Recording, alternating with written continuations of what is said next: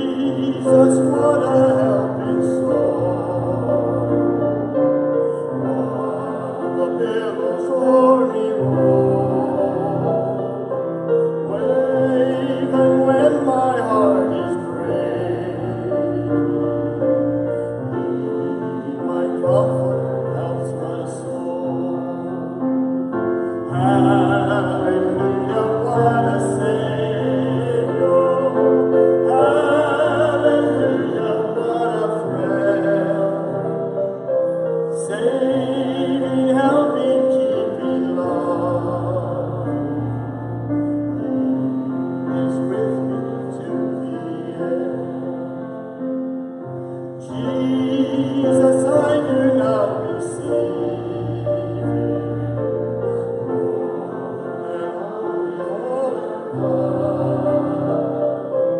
He hath granted me forgiveness.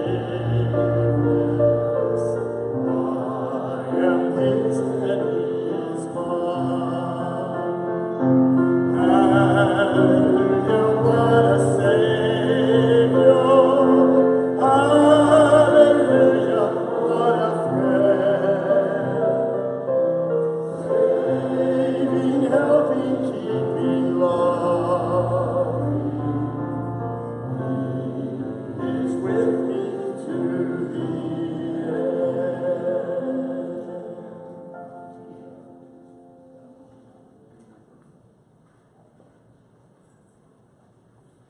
Good morning and happy Sabbath. Well, I am not the dean. I'm not the dean either. Well, where is he? I'm not sure. Has anyone seen the dean?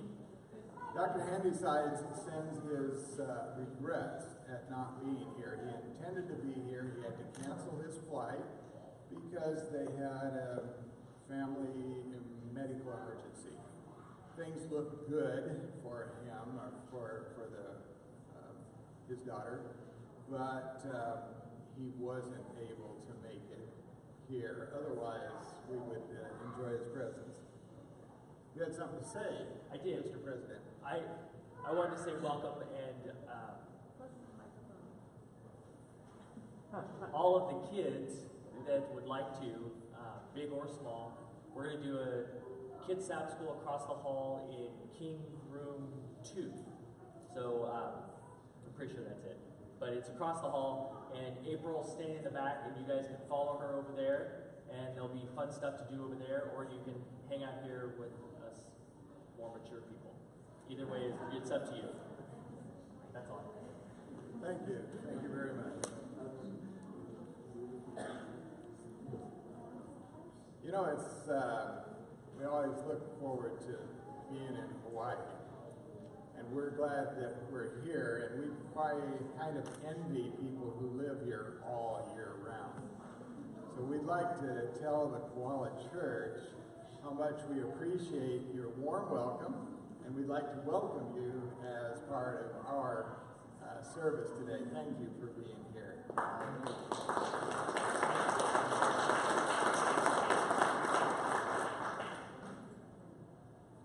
Is Juliana Powell here, and Tim Lewis? Maybe you'd stand up. Sherwin, stand up, please. Juliana's not here. These two people, thank you, sir, very much. These two people are in development at the School of Dentistry. They come with us because they love us, and if you have some business that you could provide for them, please look them up and spend some time with them. They are very, very important to our school and very important to NASDAQ, so we're very pleased to have them here. We're very pleased to have the president of the university with us, Dr. Hart. Thank you for being here. This morning, our Sabbath School is, I think, going to be a great deal of fun and very interesting. Not only do we have some wonderful Hawaiian music coming up, but we have 3 presenters that we've asked to come and be here, and I think you're going to enjoy their... Hi, I'm glad you're here too. I think you're going to enjoy their stories. Sam Thomas is here for one day. He flew out here for 15 minutes of fame. We're so thankful to have a preacher in our midst. He's a minister as well as a dentist, and he's going to tell you about his experience in missions, dental missions. Tristan Hamilton is going to talk about the things that he's been doing in Grenada, and I'm so thankful that he's here. And where's Ken Pierson? Ken Pierson has just returned after 13 years in the mission field, and he's going to talk to us about their experience there. So I pray that you will enjoy the morning and that God's blessing and His Spirit will be with us. So let's bow our heads and invite Him to be with us as we begin. Our dear Heavenly Father, this Sabbath morning in this beautiful place, we're reminded that this world may be beautiful in places, but it's full of difficulty and sin and sorrow and suffering. We look forward to the day when we can celebrate Sabbath with you in heaven, where these things will be just a dim memory. Until then, we pray that you will be with us this morning. Help us to be faithful to you and your cause. In thy name we pray. Amen. All right, we'll go ahead and continue the program unannounced.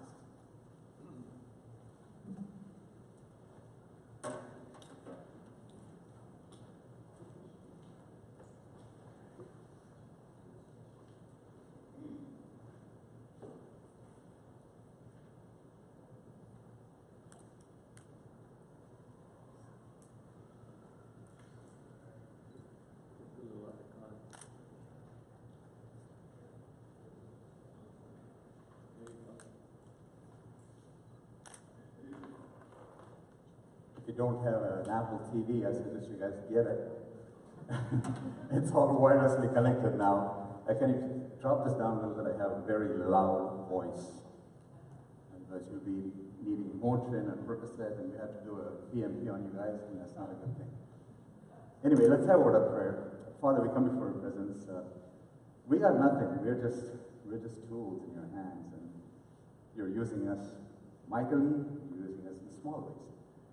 Using us to touch those that are least among us. Thank you for your presence here in this place and for these wonderful people that are here, Lord. And thank you especially for this church that has sacrificed to come here and worship with us. In your most holy name. Amen. Least of these, a dentist's journey. This is not a boast on what I have done. I talked to Dr. Nick a while ago, and we were sitting in class, continuing education at Loma Linda, and he said, hey, you need to tell this story of yours. It's kind of a spectacular story. I said, well, you know, Nick, I'm kind of a quiet person. I don't usually get up and talk about, beat my drums. I preach, but I don't like to do this kind of stuff. He says, well, you're on your own. Do it. I said, okay. And then he said, Dr. Hart will be there, and we go back a ways, and so I said, okay, I'll do this. Anyway, if any of you know my background, I used to work as a security guard at Loma Linda Medical Center. Years, 31 years ago. And is Dr. Heisler here? He's not here. He was here yesterday. Yeah, you can blame him for getting me into dental school. 30 years ago, I worked security, and then I was doing classes, science classes, to get into dental school. And I would do grave shift. And one day in the morning, at the parking lot, he had somehow backed a car or something into another lady's car, and this lady was on his face. I mean, she was ready to deck him. And I said, man, this is not good. He's one of us. So I put all the lights and everything. My dog was barking in the back. And I was a canine guy with the San Marcos Sheriff's Department, so we used to train with them. And so anyway, I pulled up and I said, what is going on here? And I said, you can't do this to one of our teachers. I mean, yeah, there's a mistake. Let's just get this thing resolved. Well, anyway, to make a long story short, I applied to dental school. Dr. Heisler went away, and he was happy. And my name came up for for admissions. I was not a stellar student. I was not one of those guys, you know, your dad's a practice. My dad was a teacher, was making $500 a month. My name came up, and I applied 1 week before school started. 1 week before school started. And somehow he was on that committee, and he said, you know, I want people like Sam Thomas in there. The rest is history. I just met him this morning, and yesterday evening, and he said, Sam, I have not forgotten the incident at the parking lot. 31 years ago. Can you believe this? Dennis Journey, Least of These, My Missions. I went on to get a Master in Divinity, and then went back and got a PhD in Biblical Studies. Don't ask me why. And then I did a DDS, and there's 26 doctors in my family. Just a matter of time before somebody knocked some sense into my head, either became a doctor or a dentist. And Lomond has gotten very wealthy because of us. School of Dentistry and Medicine. Jesus went through all the towns and villages, healing every disease and sickness. It's not so much that we can heal everything, but dentistry, as you all know, is a crucial part of it. And Sister White makes this comment. She said, I should not want to live, she says, live, unless I could live to do some good. Can you imagine this little lady telling us this? She was right. She was right on target. I did a few work, pretty much from California all the way to Philippines. I picked up Philippines along the way due to Dr. Nick, Russia, all these places. And we're just going to touch a few of these, but I want to focus on one incident. 2004, I had a pastor call me from Georgia in Russia, and he said, hey, we don't have a place to train pastors. Can you build something for us? I said, sure. So I built something. That was the beginning. And then one guy called me from Egypt, the president of the conference in Egypt 2004, he called me up and he said, hey, we don't have a church in this part of Egypt. I said, okay, let's do a 3-story building. Bottom floor is going to be where the ESL, English as Second Language. You know, in Egypt, if you know anyone, you can't build churches. Muslim brotherhood was pretty strong. And so you just cannot build. And so the second floor became the church, and the top floor became the pastor's residence. Well, we dumped all this money in, and the day it was opened, the Egyptian Secret Service came and took it up. And so, you know, you lose some, you win some, you lose some, right? And common sense would have said, okay, this is it, no more missions for me, I'm done. Well, we went to Brazil, Carapicuíba. If you know anything about Sao Paulo, we took with us 40 dentists and doctors with us. And we transformed, this is one of the most dangerous places in Sao Paulo, you can look it up. Americans are not welcome there. And I could go on stories on this one, but we won't for lack of time, because we have better stories coming up. Went over there and we did some work there. And then in 2006, we were sitting at It Is Written in Monterey Bay, and Mark Finley comes to me and says, hey, we need to send to Africa 2,500 God pods. God pods, oh look, there's Dr. Heisler. You can blame that man right there walking in for my reason to get into dental school.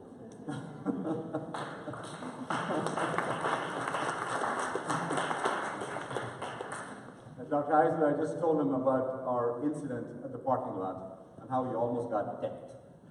2006, It Is Written, he said, no, we did send 2,500 God pods. God pods they're small little, they look like iPhones, and they only go forward or backwards, and it's all the Book of John in the Kalahari Bushman Click language. And so all they got to do is press the thing. It's powered by solar power. And so he said, can you sponsor it? I said, sure I did. So we did that. And then It Is Written called me up back again, and they said, well, what you did is not enough. We want to put 300 satellite dishes all over Russia. And from the mother satellite, let's go back here.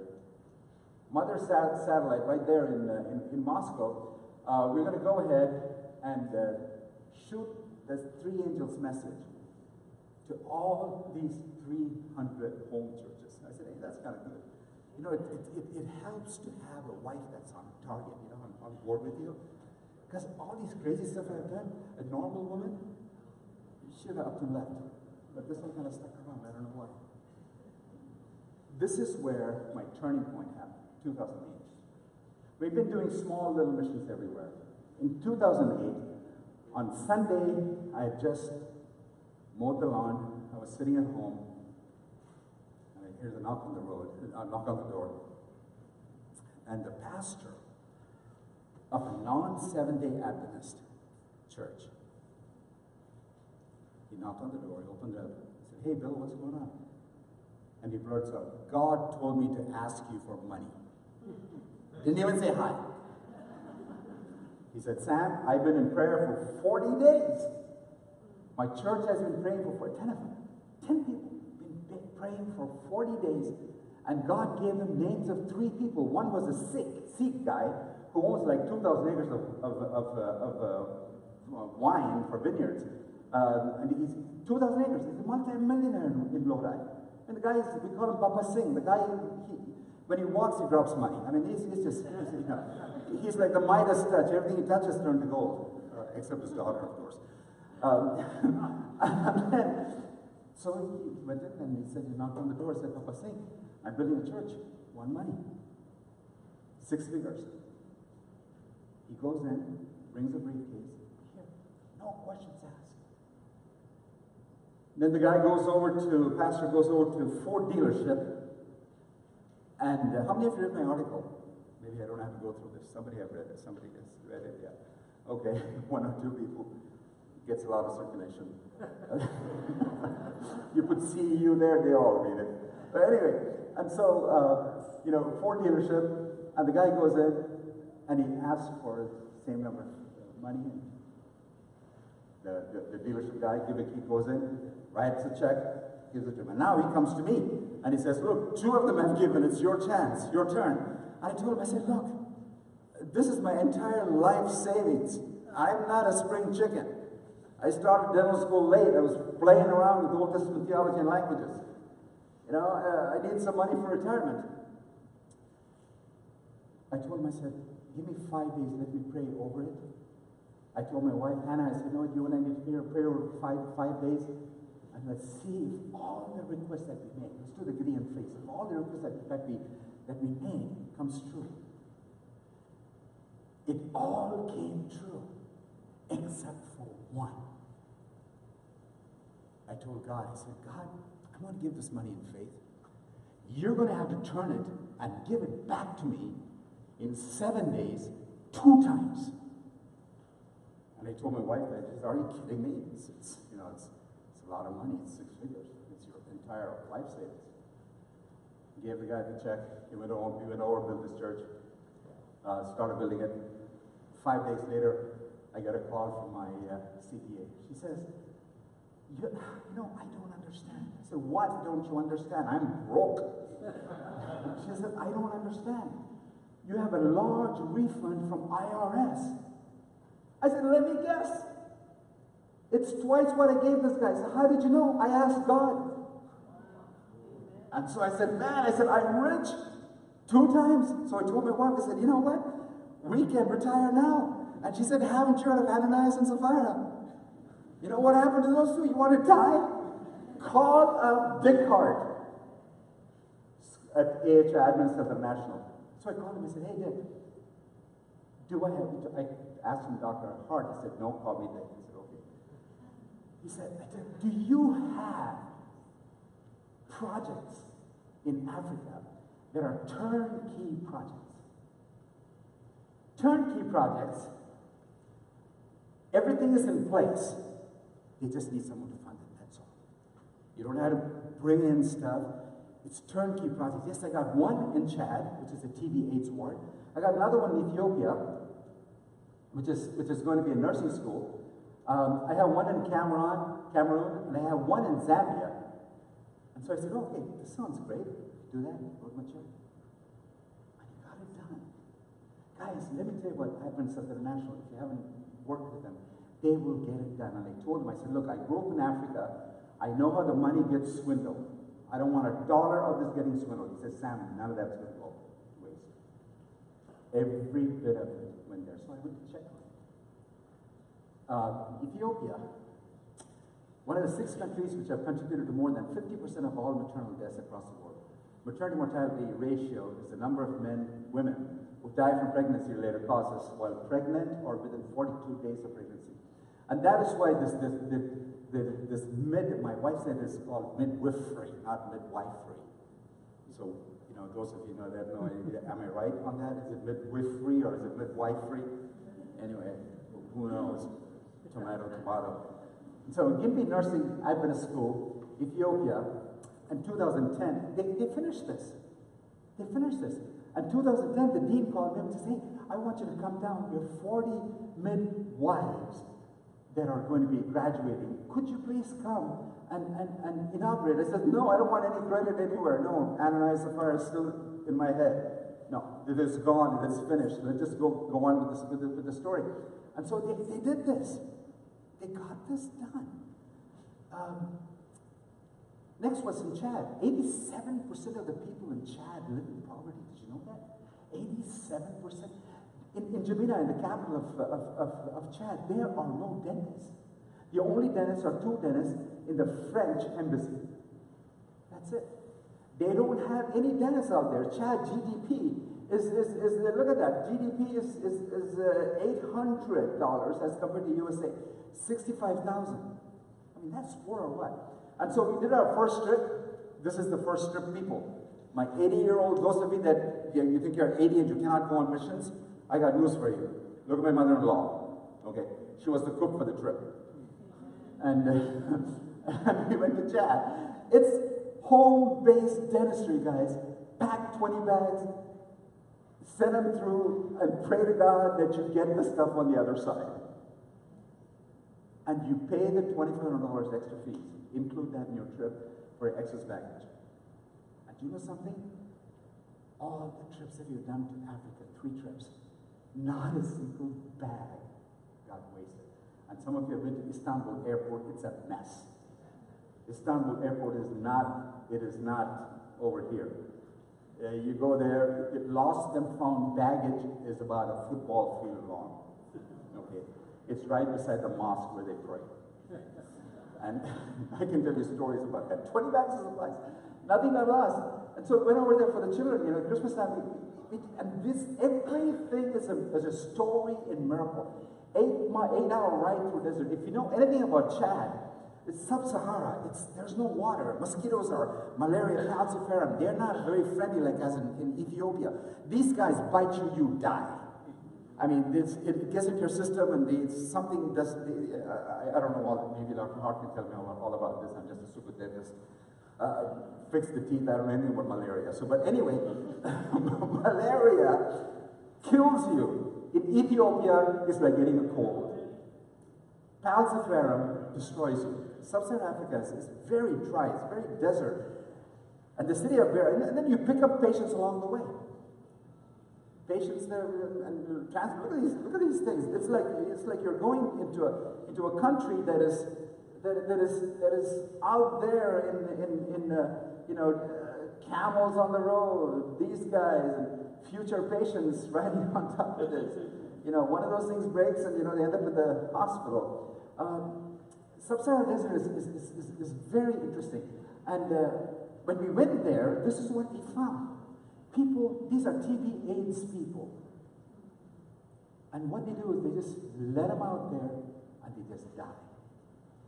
And the TB AIDS clinic that AHI built was to take care of these people. And they just sit there and they wait for death to come knocking on their door. Guys, there are places like this in the world today. It's horrible. So they said it couldn't be done. We hired the people for $2 a day. Going rate was $1.25 a day. And so first day we hired 10 people for $2, and they said, we got a whole village there.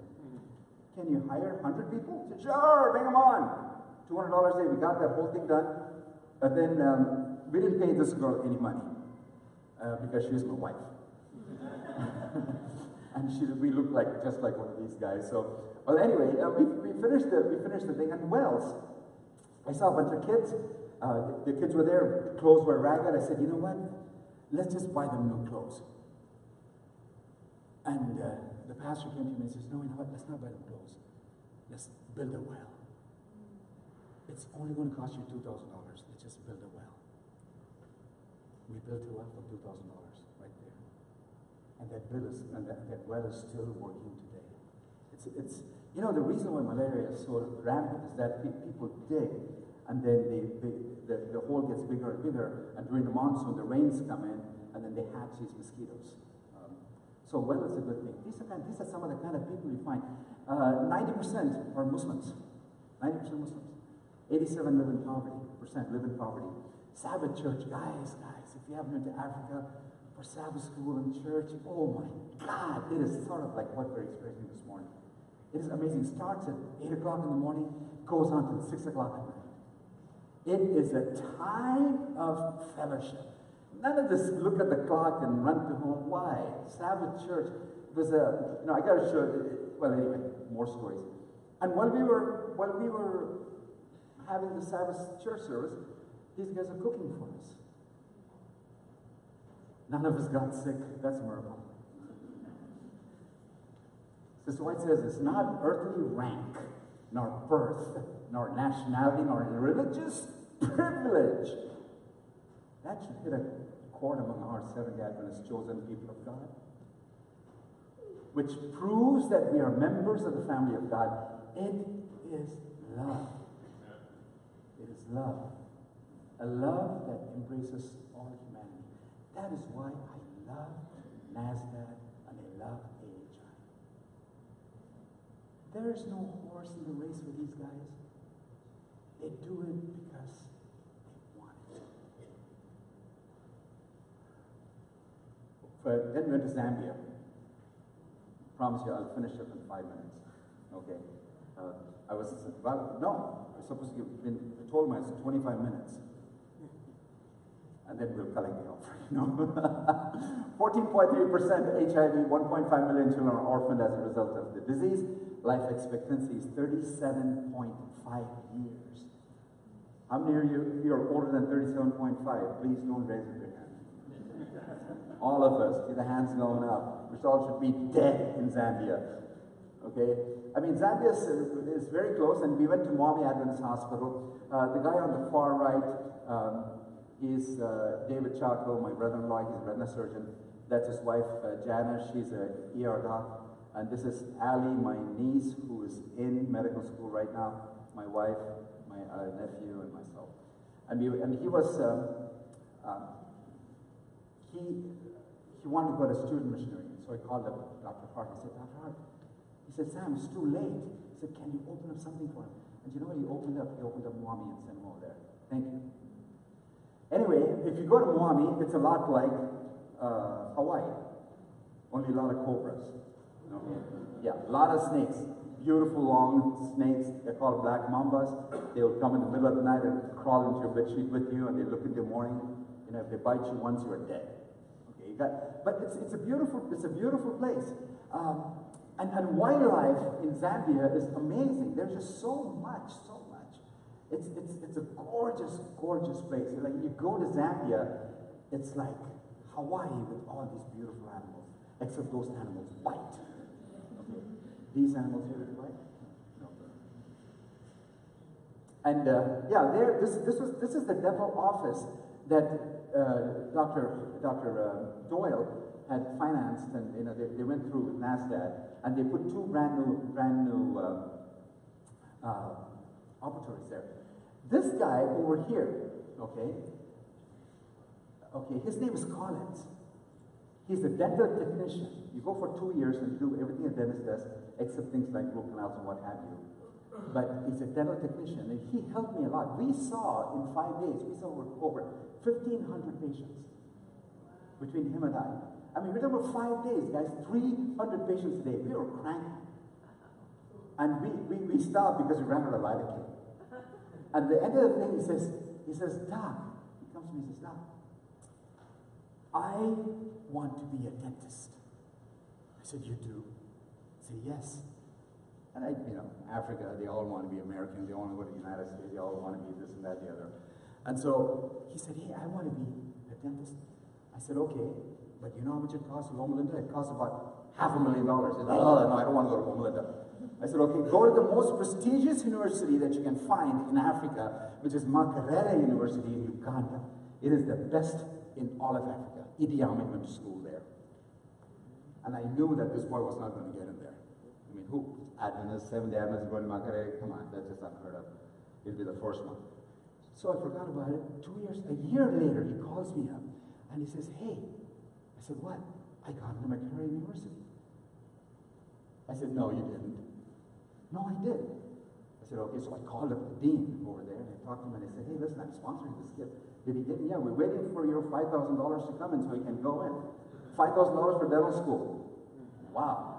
Okay, but when you translate it into Ugandan shillings, it comes to about like our national deficit. It comes to about $1 trillion or whatever. And so he's there now. He's in the School of Dentistry. He's finished his 4th year. He's got a year and some more to go. He's graduating in December of next year. This boy does not want to come to the U.S. He wants to go back to Zambia, and he wants to be what we want to be. He wants to be a dentist in Zambia. How cool is that? And I was talking to Dr. Doyle, and he said, you know what? I got a place for him. Amazing. Dr. Heisler, you got to blame for all these things. I would have been a quiet little security guard. You messed me up. Dental patients lining up. They're lining up to see. I mean, this is insane. And then we're ready to leave, and then the guy comes over, Shitakwa, who's the president of the school, says, hey, can you go to Jerusalem Health Center? I said, sure, we'll go there. But it's a leper colony. There's been no dentist in that place for 60 years. I said, can you go there and do something? Sure. Get on the car, get out the whatever they had moving. And if you look at these guys' fingers, it's all messed up. They don't have fingers. They're all lepers waiting to be seen. And boy, I tell you, when I went over there, I was overwhelmed. It's all extractions.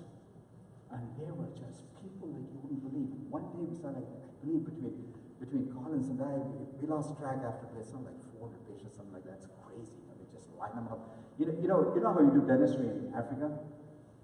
How many have been to Africa? Okay, quite a few of you. But have you done dentistry in Africa? Okay, good. Have you done mission dentistry? Have you done bush dentistry? Okay, yeah, see, the hands are going down, and if you're standing up, you line them all up. You numb. Go back. Pluck. Line the next one up. That's how you do it. They are so, they don't complain. And every shot that I gave in Africa worked. And every shot that I give in Reno doesn't work. Always complaining. Come on. Dental patients. And the reason is this. They have, let's see. Can you guess what this is? Walnuts? Worms. Protein. Okay? And here are some grasshoppers. Dried fish. Protein. I mean, they manage. And then this nursing home that they built. Houses 40 people, 40 girls, with 4 bathrooms, and a washing machine and a dryer. How cool is that? Brings tears to my eyes. 1 in every child in Zambia is an orphan. 1 in every child. Can you believe this? God is so good. We're all woven together in the great web of humanity, and whatever we can do to benefit and uplift others will reflect a blessing upon ourselves. The last one. Chad ranks 73 out of 78 countries on the Global Hunger Index due to war, drought, and the Darfur conflict. We went to Chad. This time we were. This is our second trip, and this is my last presentation. Okay, I know you guys are going to sleep, but that's okay. fine. You can sleep during the rest of the presentation. When Dr. Hart speaks, you can sleep. Anyway, over here, we went through. It was on a Saturday. And so we're walking through, and this guy comes up. Where's that? Where did it go? Okay, I'm still trying to figure this out. This guy comes up, and he says, are you connected to the World Health Organization? I said, no. You know, when you go to Africa, you make your own tags. Because when you put this on your neck, you're very important. And when you go through customs and stuff, they don't bother you. We just made one up. Okay? And my wife is wearing that. In fact, I have one on my backpack. If you want to see that, I'll show you how it looks like. And so we just made one up. This guy comes over and he says, hey, are you the World Health? I said, no. I said, look, we're just going to chat. And what church do you belong to? Seventh-day Adventist. He says, wow, I'm a Seventh-day Adventist elder in my church. He walked us all the way through, went through everything in Turkish Airlines. And he told them, I said, I don't want to see these 20 bags until I get to N'Djamena, which is the capital of Chad. Because the Turkish plane takes you down to Istanbul, then Istanbul things get lost, and then you come back. And so I don't want to be stressed. I just want to see these. And you know what? When I went to Chad, when I went to N'Djamena, the capital, which is like a dump, and you go there, right at the corner, all these 20 bags there, and a soldier guarding the bags. Man, I said, I'm in vision. I mean, this guy was tall, big, black, with a machine gun. Nobody can. This is mine. So, identification. Sure, please take him. Okay. So, that was fun. 26 bags. What do you take with us? Everything that you can think of. It was a moving, walking dental office. Everything that you can think of, plus things that you don't need. And you leave them all behind. You don't bring them back. You go with 20 bags, you come back with your backpack. That's Africa for you. Everything. We even took plombe. If you speak French, plombe means filling material. In Chad, if you're a high-class person, you speak French. If you're a low-class person, you speak the local language. The high-class people all want plombe. Filling. They'll come with a big old hole in your teeth. Plombe. A small plombe. If you don't really plombe, that needs to come out. I wrote about this in the Nevada Dental Association Journal. It's a peer review. Christmas Sub-Saharan Desert. Chad is the poorest country on the planet. Its southeastern borders is filled with refugees from Sudan and Darfur. Malaria and Boko Haram plague the streets of the capital. It's crazy. I mean, this was our home for 7 days, 8 days, and the mosquitoes were not welcome, and they still buzzed around inside. I don't know how. This is the clinic, right in the middle of the desert. This is a clinic that some Norwegian family has built. Okay, well, what does it look inside? This is the clinic. Thank God they don't have bookshop.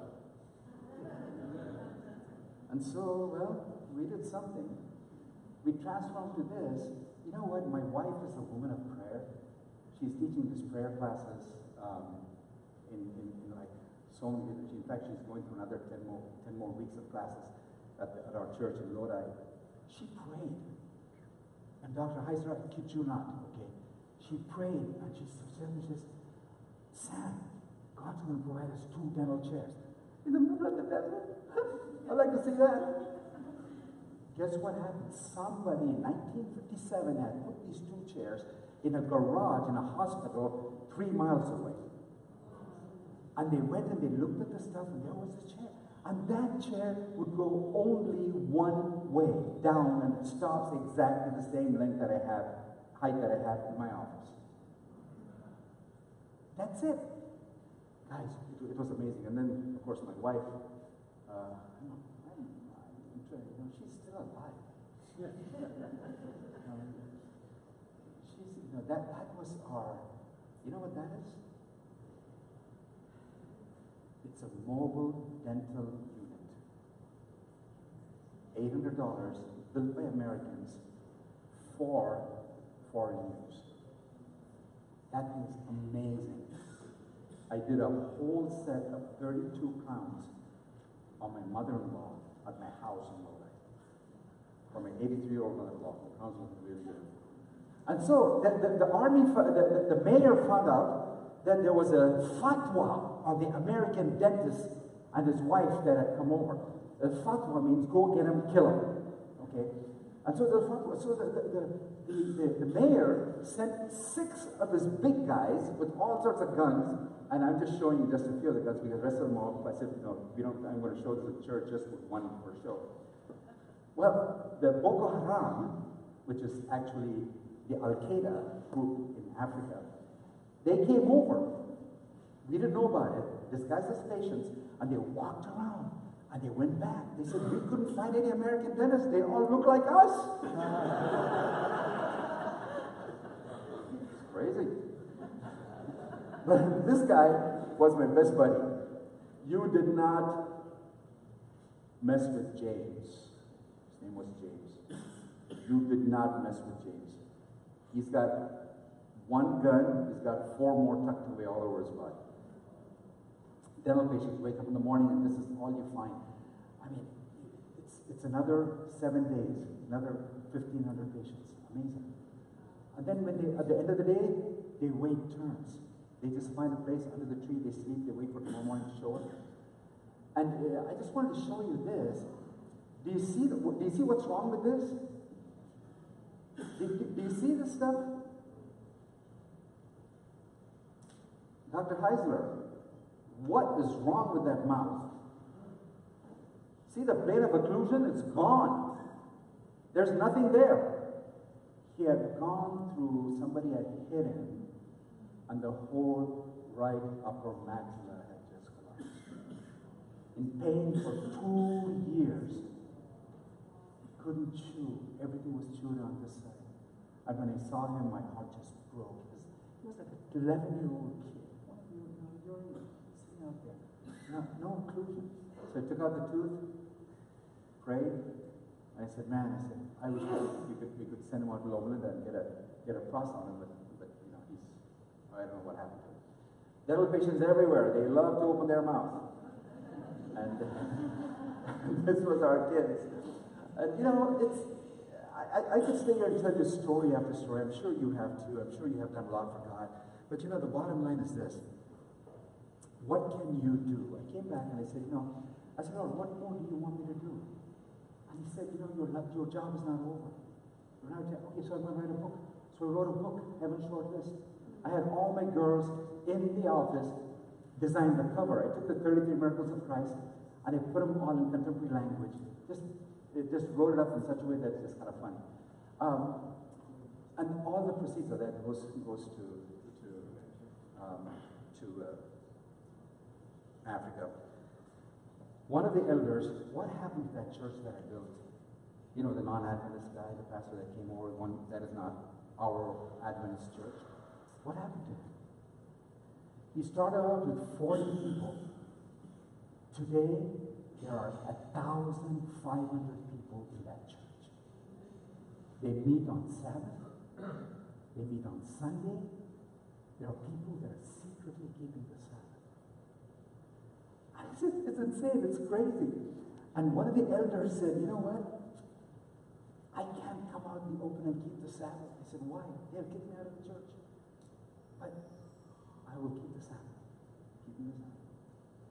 One of the elders came and he said, I'm not a dentist. I'm not a doctor. I'm just a stupid man. I said, join the crowd. We're all stupid. What can I do? I said, I don't know. Pray about it. Ask God. So he prayed about it. He comes back. And he is recycling bottles. He's recycling bottles. $500,000 of worth of material he has recycled. That church has recycled. They built 101 wells. They've served over 100,000 people all in Africa. Guess what? When I took a proposal to my church, and I said, church, we're going to build this well in Chad. It's going to cost us $8,000. Can you do this? Church said, no, we have a building fund. I said, okay, gone. Went over to this church. I said, look, church, I have this well that I want to build. And I was giving this presentation. 5 minutes later, a guy from the back stood up and said, stop, we heard enough of this. I said, really? Pull out a check for $8,000.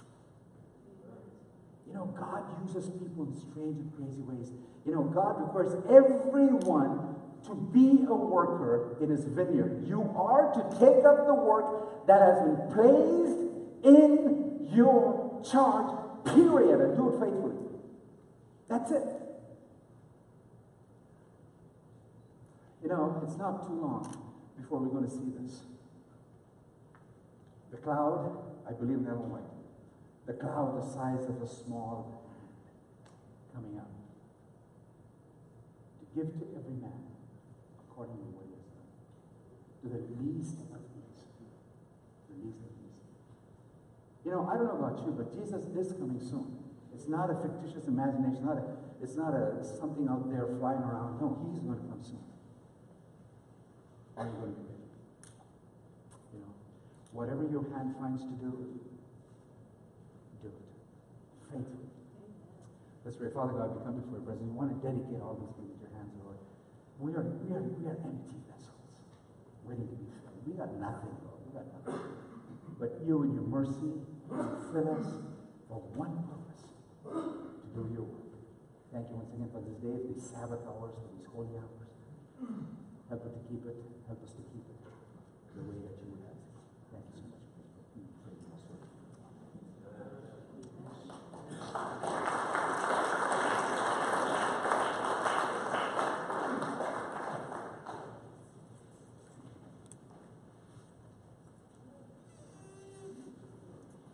God is good.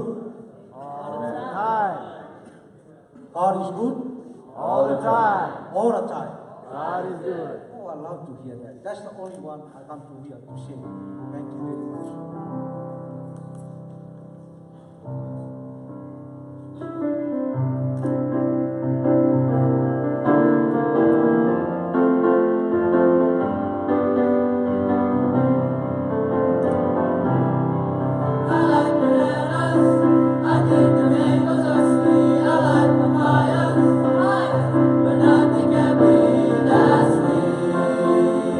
Love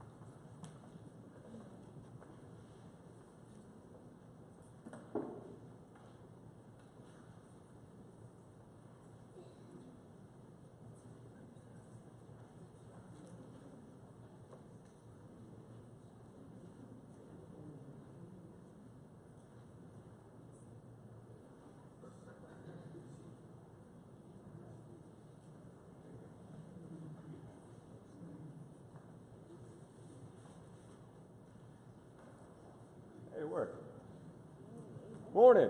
Morning. Morning. Can I steal one of these mics? You want the handheld? Do you want this? The wireless is better. Yeah. I'll take this, that's right. Yeah. How's everybody doing? Everybody all right? Happy Sabbath. So my name is Tristan Hamilton, and I practice in Hendersonville, North Carolina. And I graduated from Loma Linda School of Dentistry in 2009 with the famous Brian Evans, president of NASDAQ. And he's also informed me. Yes. Can everybody hear me? Yes. That I have to cut this down to about a minute and a half. So I'm going to speed through some of this stuff. I was asked to give an update on the Church Street Clinic. So basically, when I started off, I never envisioned myself as a dentist, ever. I kind of was like Sam. I was not a security guard, but I always wanted to design things. So anytime I would walk into a room, I would redesign it. And my mother absolutely hated that because she'd come home and she'd find furniture in different locations. But I got it from her because she would do that every time I'd come home. So I kind of thought it was humorous that at one point in my life,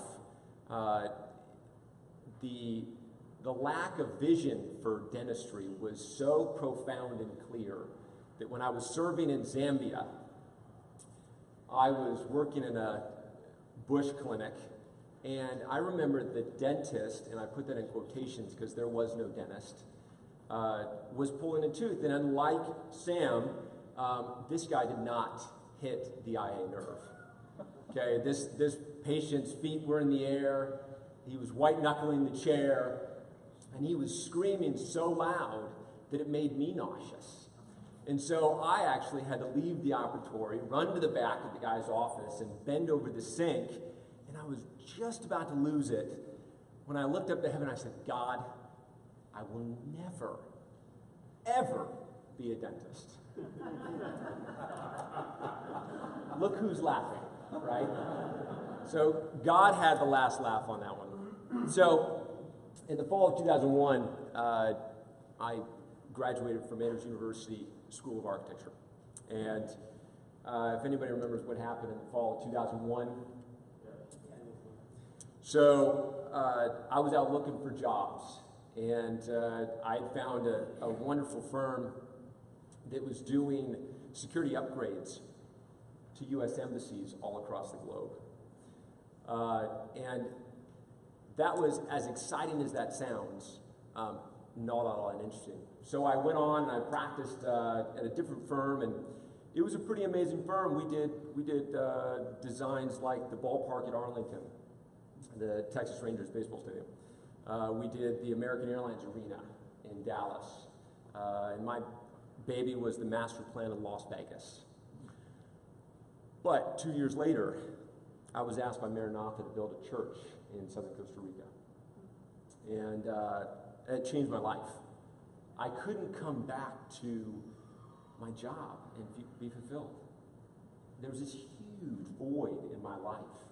And I found myself falling asleep at my computer, where once I was thriving and excited about what I was doing. I just didn't have that same fulfillment. So,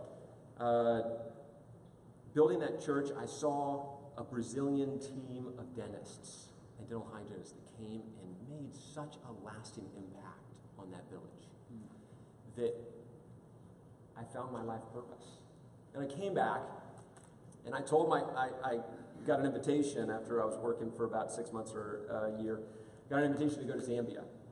And I said, yeah, I think I'm going to do that. So I went back to my project manager and I said, hey, I'm going to Africa, but I'm not coming back. And so that began the journey. Let's see if this works. There we go.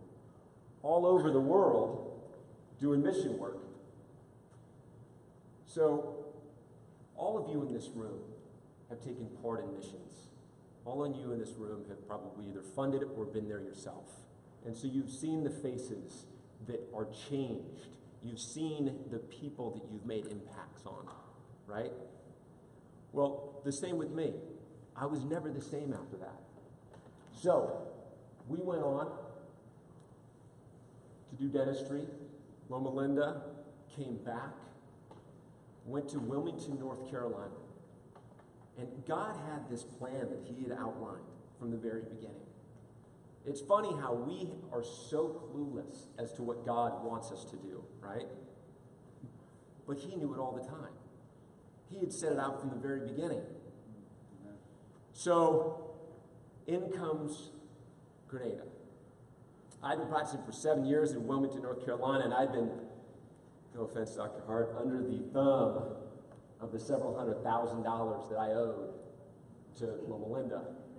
And it was to the point where, how do you do mission work when you have, $1 million practice loan, a house loan, and you're $500,000 in student loans? It's extremely difficult. And so I kept praying about that. I said, God, I really, really want to go back into mission work. So I got approached, and this is a very, very long story in about 30 seconds. I got approached by a classmate of mine. He said, hey, I'd like you to come work here in Hendersonville, North Carolina. I said, well, I can't leave this. We had a practice. We had started another practice. I had just hired my brother-in-law. My mother-in-law had come and built a house, or bought a house next to us, which was actually incentive enough to leave, but we were in deep. And so I said, there's no way, I'm so sorry. But then he said something that really, made me stop in my tracks. He says, but, our whole office got together and we prayed for somebody to fill this spot, somebody that would be a God-fearing person. And we feel like that answers you. And that was very humiliating and very humbling to me. And I said, well, you can't say no after that, right? You kind of have to give it to God. Because if we claim to be God's servants, then we have to get on our knees and ask him for direction. And so I did, but I didn't even know what to pray for. And I prayed for a prayer. I said, God, give me the prayer, because I don't want to go. And God gave me the prayer, and he said, ask to sell your practice without it ever being for sale. So that's what I did. I said, oh, good. It'll never happen. I'm safe. We'll stay here for a long time. 2 months later, somebody walked in the door, offered to buy our practice. Not only did that fleece happen, but 2 more fleeces happened after that to seal the deal. And it was history after that. So we knew we wanted to give back. And in comes Grenada. Okay? We knew we wanted to give back because this was the calling that had started me down this direction in the first place. This is the calling that really was the idea behind my desire to do dentistry. And so we said, we've been around the world. Let's get back to one place that we can have an impact on. So who did I call? Dr. Nick. I called the GC, the guy in charge, and I said, Dr. Nick, I really have no idea where to go with this. I've got some money set aside. I want to know how to get back to make an impact. And he threw around a few ideas and started going, this direction and that, and then all of a sudden it hit him. And he said, you know what? None of those will work. He said, Grenada is the place to be. He says, there is a clinic there that has been praying for help for a long time. What he didn't know was that I had a ticket to Grenada to be there in 2 weeks. So I knew, funny enough, hindsight's always 20/20. I knew that God had been working on this project for a long time. And we started putting the pieces together, and it started to make a whole lot of sense. So, this is where we're at now. Grenada is one of the most beautiful islands I've ever been to. And it was truly a blessing that the Holy Spirit intervened and asked Dr. Nick for my help to go to Grenada. So I met with the president of the conference down there, and we started discussing some of the elements. Well, this is what we had. We had, and I actually had to clear out a lot of stuff to take this picture. We had basically a defunct clinic that had been left vacant for 10 years or plus. And there was grime on the floor, there was medications that had been donated that had never been used, bags of medications that had never been used, and they were expired by at least 10 years. I looked at the president of the conference and I said, hey, Pastor Lewis, what do you think about those bars on the windows? You think we can take those off? This is a 2-story building, by the way.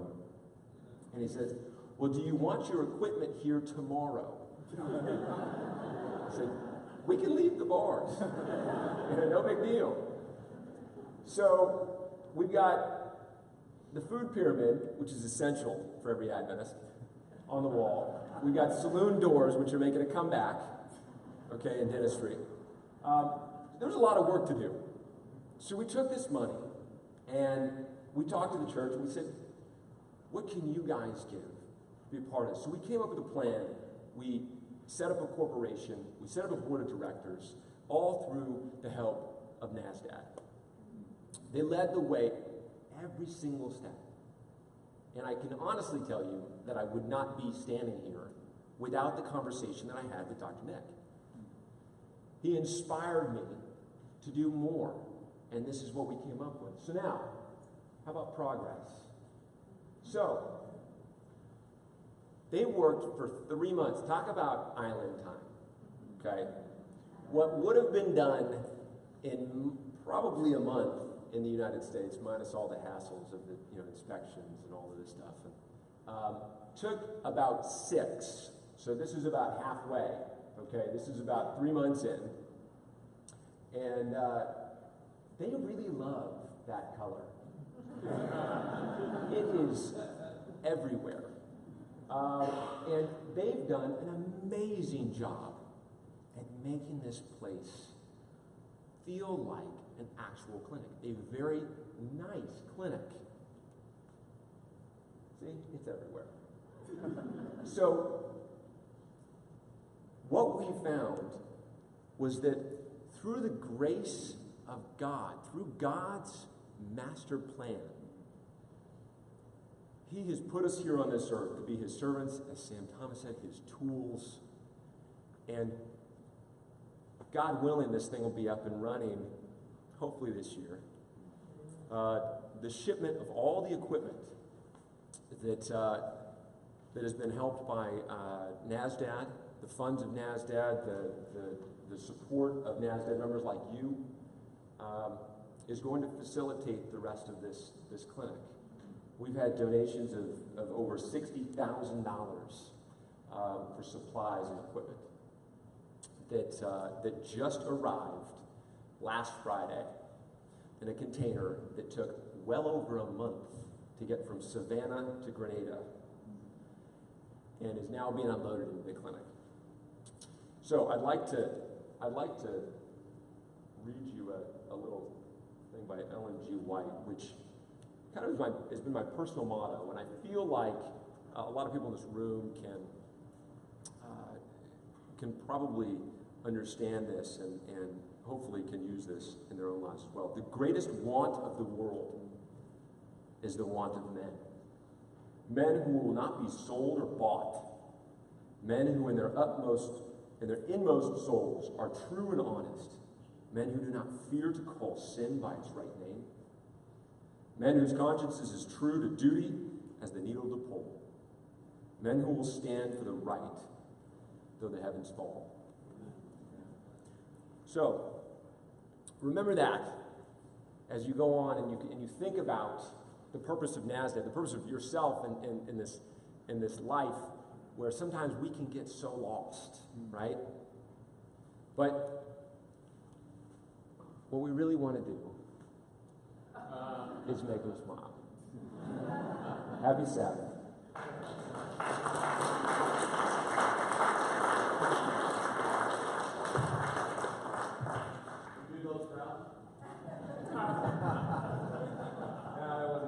Still going? Good morning. Good morning. I love to see that, Tristan, where you got a brand new clinic coming up. So I'm going to tell you a little bit about how God has led in a very well-established clinic. I know many of you, but for those of you that I don't know, my name is Ken Pierson Jr., and my wife, Crystal, is also a dentist, and we have been serving in Saipan for the last 13 years. And we just moved back to California in July, and to be closer to the family and to let my dad retire. He's been holding out. He's been holding out for us, and so it's good, and I mean it's great in many ways, and in some ways, you know, we miss the islands. So it's good to be back to the islands now. So I just want to share a little bit. Saipan is a very well-established clinic, and it's been there for 45 years. It was established by Dr. Steve Fisher. Thank you. Dr. Fisher established the clinic back in 72, 73, somewhere in there. And some of you have actually been there and helped out and done a lot for the clinic. But rather than tell you a little bit, or tell you about the clinic, I wanted to share, there's a couple stories on how we saw God's leading, specifically in certain situations. I could go on with many stories, but for the sake of time, we'll keep it just down to a couple. So to start off with, there was, the clinic director at the time was Richard Lutters, or some, we know him as Lutters, but he was actually the clinic director, and he was ready to retire. He was ready to go. And he had been, the clinic, and he and his family and everybody had been praying about who to have, come and take over. And he had planned, one of his big recruiting tools was to come to the NASDAQ event and to share. He had a little slide presentation. He was going to share something during Sabbath School, and he had talked to a couple people, but I don't think it really, somehow didn't quite get on the program, so he was quite disappointed. He had come to NASDAQ to try to get the word out, but somehow they ran out of time, and he almost got cut, just like I almost got cut. But since you are all patient people, we're still going forward here. But so he didn't have a chance to talk, and my dad happened to be there at the meeting, and they got talking afterwards. But he didn't get to share that they were looking for a dentist and all of that stuff. And he said, he shared a story, basically. I'm here, but I didn't get to present, but we're looking for, somebody who can take over. And my dad goes, I have a son that his wife's just finishing dental school, and they're looking for somewhere to go when they're done. And I'd been in touch with Dr. Nick about, where to go, and the places that were open were, they need one dentist in Cameroon, they need one dentist in, St. Kitts, and, a couple different places, and nowhere could they take two. And both of us had debt and everything, and so I told Dr. Nick, after my dad told me that, this Saipan clinic has an opening and we might be able to, they could handle two. And I told Dr. Nick, he's like, they can handle two? Like, that's what he said. We did a little bit of checking, and next thing you know, we ended up in Saipan. And I think that happened, in a matter of 6 months or so. And so that was kind of the first kind of providential thing that happened for us. But then once we actually got there and started the work and continued on and everything, we had a longtime local dentist or a dentist that was nearing retirement, and he decided that it was time to retire. He let us know that he was going to be retiring, And it was just Crystal and I working at the time. And so we were a little bit panicked because it had been 3 and now it was going to go, and he had a huge patient base, and you know, it's very well established and everything. He'd been there serving for 10 years. And so when he said that he was going to be retiring, we're like, oh no. So of course we let Dr. Nick know and started to kind of think of who might be available, who might be able to come and serve.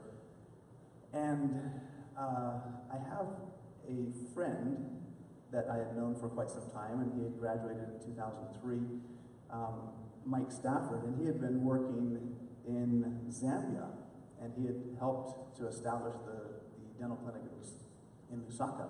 And they had a bit of a tough time, and they were having a tough go of it. The church politics was a little bit tough right then, and you know, they were struggling, and they finally, after much prayer and everything, they decided that it was time that they were going to go back. They're going to go on permanent return. And so they had just submitted a letter of resignation to the division that they were going to be. They'd been there for about 4.5 years, I think. And they had just submitted this letter, and it just so happened that I emailed them and said, hey, we need somebody in Saipan. And I got this reply that said, you know, we weren't really thinking of continuing mission service. We just submitted a letter 2 weeks ago that we're going to be heading back on permanent return. And I said, oh my goodness, you guys have to come to Saipan. And they said, well, we'll think and pray about it. And so that's what they did. And they prayed about it, and they felt like God opened all the doors for them to come serve in Saipan. And so that's what they did. They ended up coming to Saipan. We had been praying about having, you know, what's going to happen, who's going to fill the spots and everything. And they had been praying about what they're going to do, and they've been looking into all these different options of where they were going to go when they get back and what they're going to do. And it worked out. God had this plan, and it worked out that they ended up coming and serving in Saipan, and they were there for 5 years. And another similar story, and it's just kind of crazy when you think back how these things happen, and you realize that it's not just by accident. So, again, it happened at a NASDAQ meeting. So what had happened is Dr. Warren Creed, who actually happens to be here this morning, who's actually, by the way, I think he is the longest active serving missionary dentist.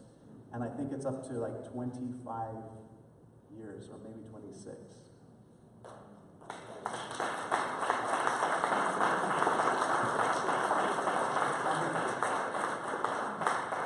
How many years? I went out when I left school 32 years ago. 32. And then he came back and did an ortho residency, and then went.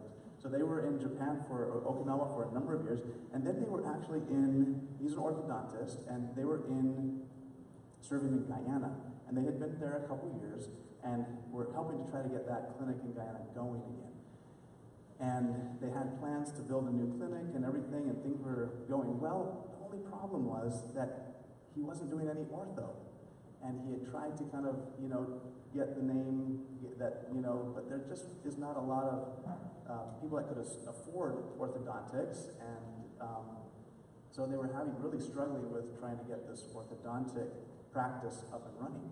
Well, it just so happened that we had an orthodontist that would come once a month from Guam to Saipan, and he had been doing that for 13 years. He had a private practice in Guam, and we had this special relationship where he would come out once a month, and he changed it to once every 6 weeks, trying to make it work a little bit better. But he would bring his team and everything, and he would take the clinic on Fridays, and he would do his ortho on Fridays. And that's basically how the people of Saipan, which does not have a big population, there's about 60,000 people, but that's how they would get the teenagers, or with, that's how they got their ortho, unless they were very prominent and were able to fly off island to get it done. But otherwise, it was through this Dr. Sajay. Well, he let me know, he's like, I'm just not able to keep this up. We're going to have to, I'm giving you plenty of notice here. I'm giving you 7-8 months notice, and, you are going, you're going to have to come up with something else.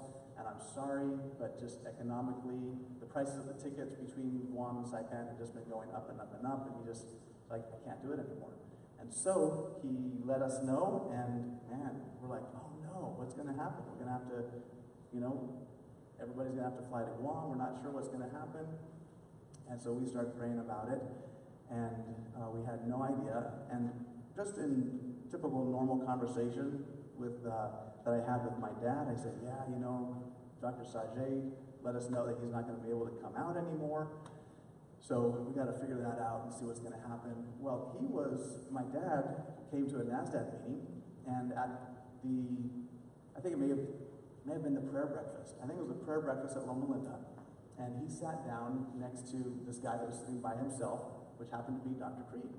And they got talking, and it comes out that he's an orthodontist, and that he's not really doing much ortho, and they have been really praying about where God could best use them. And so I got in touch with Dr. Creed, and next thing we were able to work out a transfer from Guyana to Saipan. And then he was able to actually transition with the orthodontist.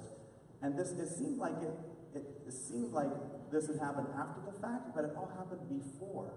So the orthodontist had let us know before we knew what we were going to do. He let us know that he's going to be leaving. And then we were able to find an orthodontist. And that was not an accident. That was purely divine intention. And it was just amazing to see how that actually happened and worked out, and how God led in that situation. When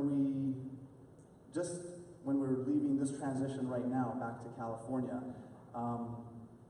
we weren't sure what was going to happen. Who's going to take over, and Dr. Creed was willing to take over, and so he's running the clinic at this point.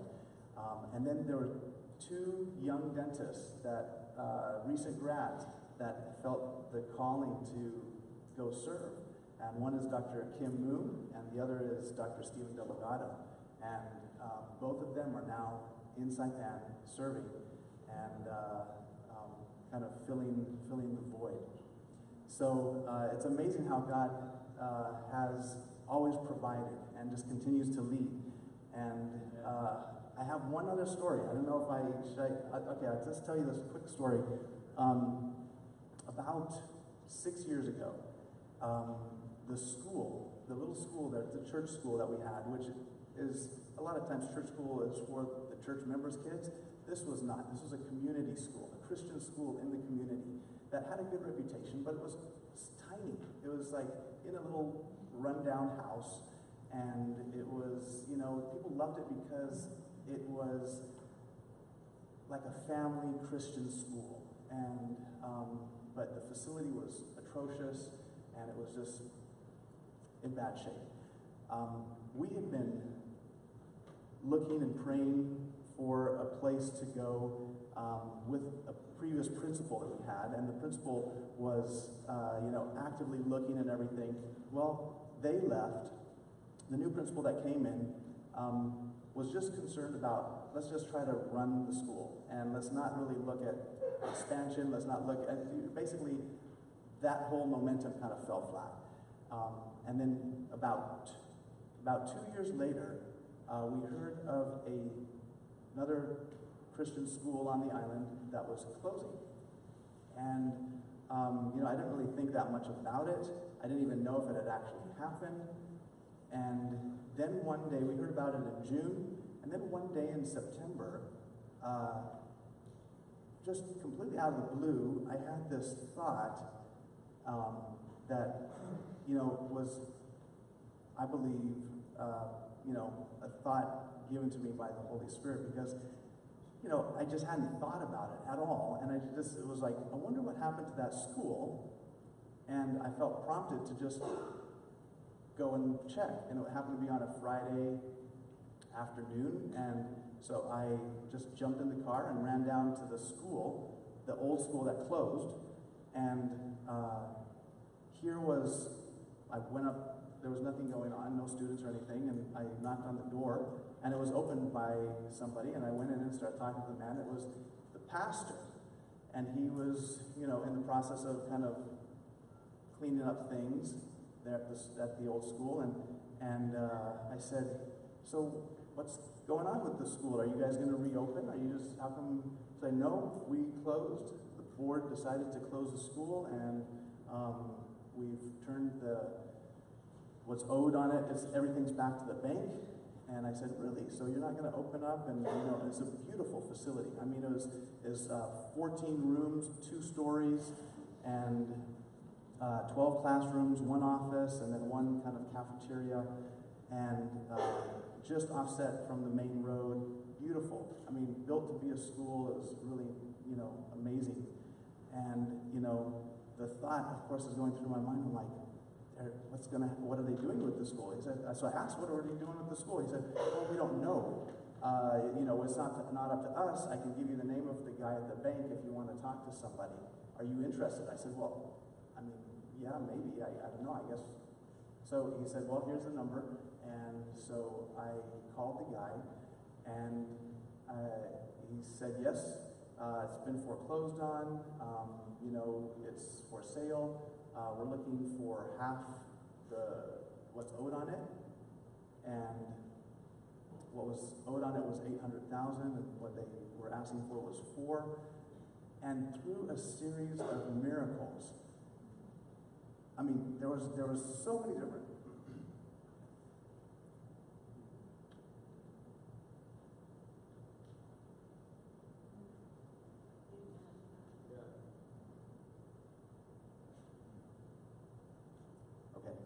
Excuse me. There are so many different things that shouldn't have worked out.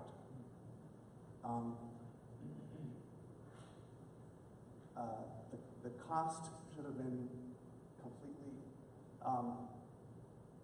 We shouldn't have been able to afford that. There was a land lease issue, so there's something with the way you can't own land there, you have to lease it. And so there was something with that that was complicated, and through a series of divine interventions,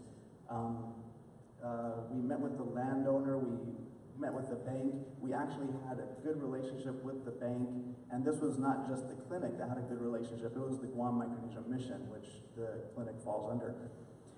And they were able, through, like I said, a series of miracles, we were able to afford that school.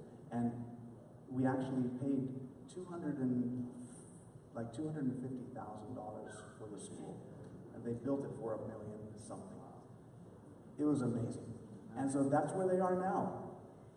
They are in that school. The school is doing very well. Enrollment has, I think, close to tripled because they have the space and they have the teachers, and it's just amazing to see how God can lead and how He has led. So to close, I just wanted to leave you with a quote.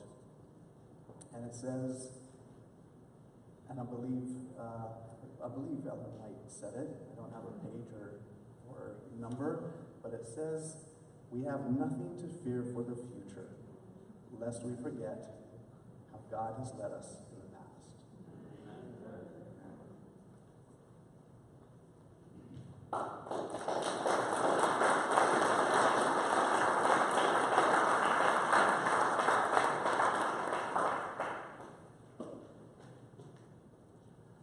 I remember very clearly the sinking feeling in my stomach as I sat down in church and heard the pastor in a Kingston, Jamaica church stand up and say, "I will not be held hostage to the tyranny of the clock." Amen. Much later that afternoon, I had reason to regret that statement. We've had a lot of things go on this morning here, and it's really hard to get everything in. Are you sad about that? No. It's been wonderful, hasn't it? In Joshua 4, there's an account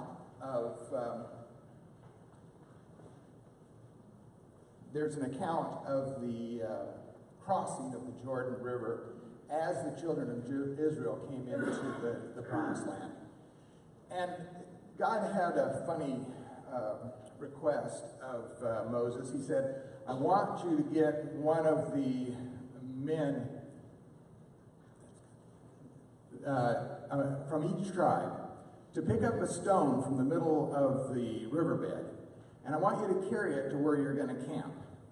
So I can imagine that Joshua chose the Polynesian men, the big ones, to get the biggest stones. They probably competed with one another, and they carried these things clear to where they were going to camp, and they piled them in a pile.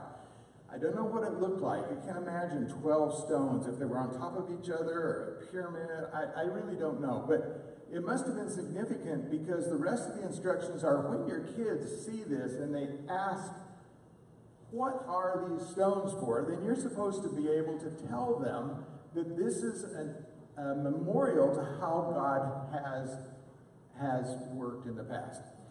And here we are, 75 years into the life of NASDAQ. And it seems to me that it's a pile of stones. Here we are at a pile of stones. If you've hiked to the top of a mountain, you know there's a cairn up there, right? A big pile of rocks, and down inside somewhere there's a tin can, and it's got some paper and a little stubby pencil that's not very sharp anymore, and people write their names. It's a memorial to what you've accomplished. If you have done a lot of hiking in Utah, Arizona, in Colorado, in Red Rock country, you know how the trails are oftentimes on stone, on rock for miles, and it's pretty hard to tell where you're going. And when you see that pile of rocks up there that marks the trail, then you have this feeling of relief. I'm on the right path. And when you see it in the future, you know where it is you want to go. So this 75th anniversary seems to me to be a good pile of rocks. It reminds us of how God's led in the past. You've heard the testimonies this morning of these people telling us how things have been accomplished, not through what we planned, but what God planned and what He asked us to do. And if we are faithful to Him, He manages things that just make our eyes pop. And so I want to ask you at this point to think about how God has led us and where we need to go in the future. I think there are a couple of things to think about. There was a time, I've been reading some of the historical documents of NASDAQ, and there was a time when NASDAQ decided it's time to have a dental clinic in Lusaka. It's time for a dental clinic in a particular place, and they'd fund it. They'd educate the dentist and send them and pay his way. It's amazing that this organization was so vibrant and powerful at that time. I look forward to that again in the future, and I think it can happen. There's a possibility of collaborating with other organizations and seeing that again in the future. NASDAD's been very active in dental education, not just in establishing the School of Dentistry in Loma Linda, because it obviously has done that, but it's been involved in education of students all the way along in Christian dental education at Loma Linda University and the other Adventist universities around the world. We have an opportunity to do more than that. I think there's a possibility that we could have a training, vetting, orientation center for future and present mission dentists someplace in the world where our vision can be transferred effectively to young people who are interested in being part of the mission program. There are lots of opportunities, and what we need is God's vision. What we need is to be faithful. And part of that is sitting next to you on a chair. This envelope and the pen so thoughtfully provided allows you to fill in your YAM donation for this year. We're going to pick up the offering here in a couple of minutes, so you can take just a couple here while I talk, and you can write your pledge or commitment. You can put a check in here. You can put 12 cents in there if you want. We'll use it all, and we'll use it carefully. I prefer that you write a check and that it have several zeros at the end. Just before the period.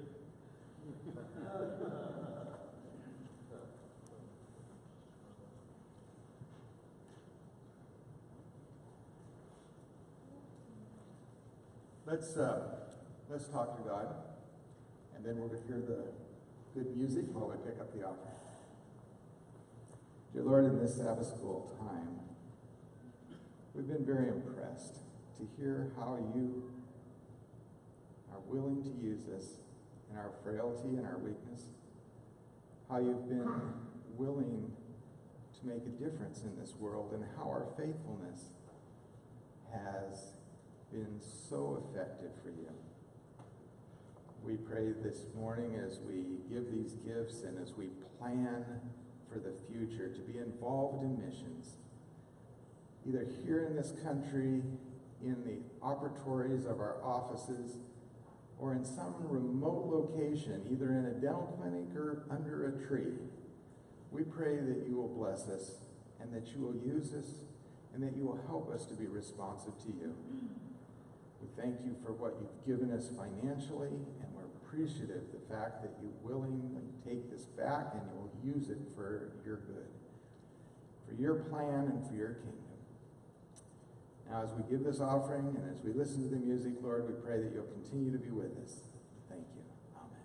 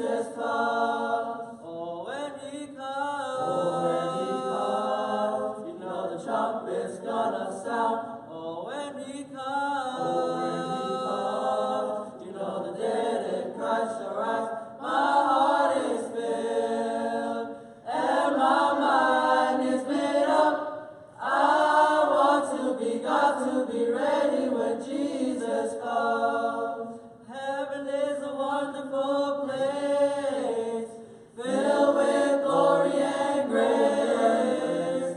I want to see my Savior's face because heaven is a wonderful place. I want to go there. Heaven is a wonderful place, filled with glory and grace.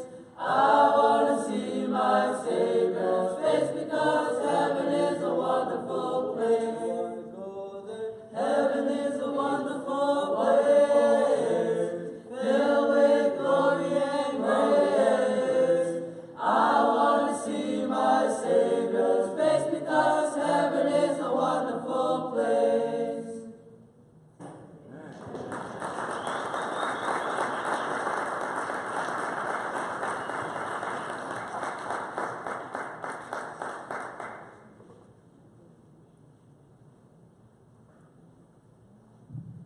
Thank you, my brothers and sisters from Hawaii. Amen. Let's bow our heads.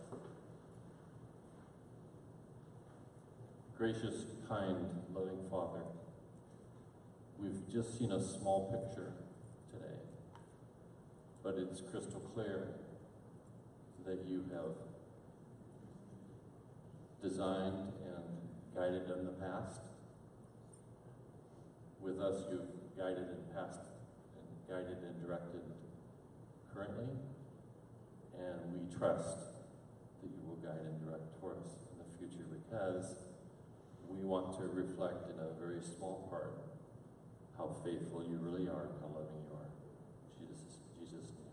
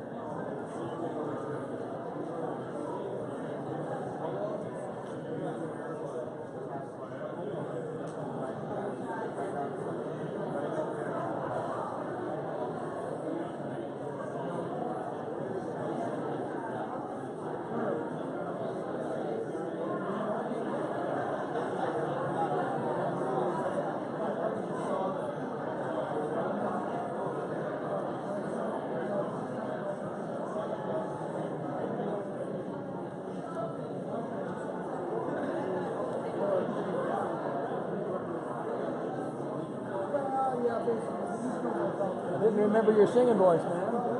Pretty good up there. It's just loud, Dick. That's all. Yeah. I love to sing.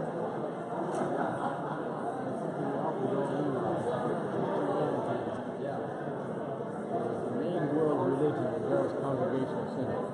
You'll find that Islam or Hindu or Buddhism. Well, I think it's wonderful. I think it makes such. Well, I don't care. Such a difference. I mean, you can get. It makes such a difference in a worship service. The music. Yes, it's all. Oh my goodness. To have Gail's wife is a great pianist. We have Bev in our church.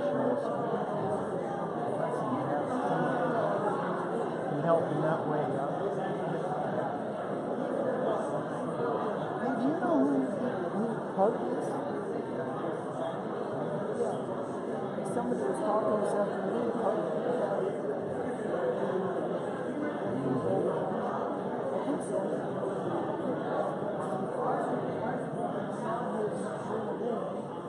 I just saw him in the program. Lund? Somebody Lund? Dr. Lund?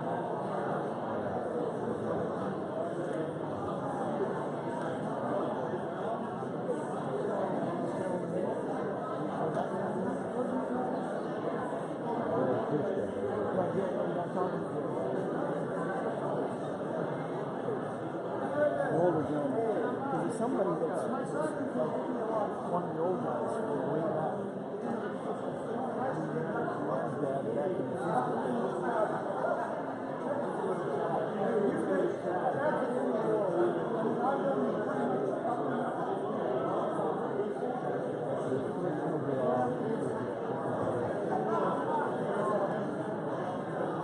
Fresh battery, so you should be good.